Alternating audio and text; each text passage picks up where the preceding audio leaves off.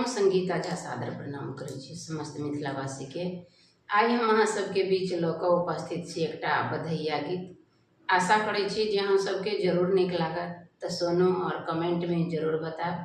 अगर चैनल के सब्सक्राइब नहीं केने छी तऽ चैनल के सब्सक्राइब जरूर करू। अगर फेसबुक पर देखे छी तऽ फॉलो जरूर करू। जय मिथिला।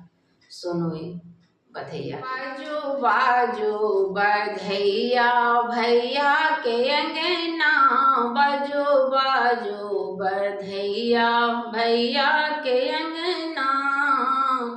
हजमाल धोती पमड़िया साड़ी, हजमाल धोती पमड़िया साड़ी। बहनी ललन सोना के कंगना, ए जी बहनी ललन सोना के कंगना।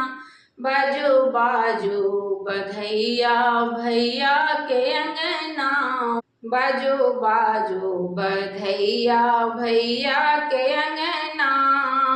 कंगना के नाम जो सुनलनि भौजी, कंगना के नाम जब सुनलनि भौजी, भौजी त गेलनि दोसर अंगना। ए जी भौजी त गेलनि दोसर अंगना।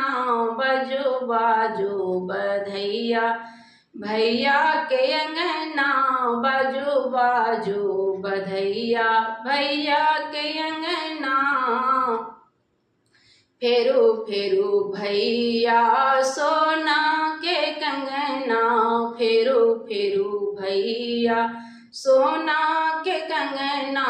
भौजी त गेलनि दोसर अंगना, ए जी भौजी त गेलनि दोसर अंगना।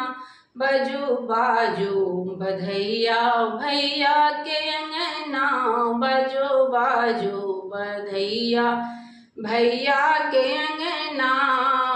पहिरूगे बहिनी सोना के कंगना, पहिरूगे बहिनी सोना के कंगना।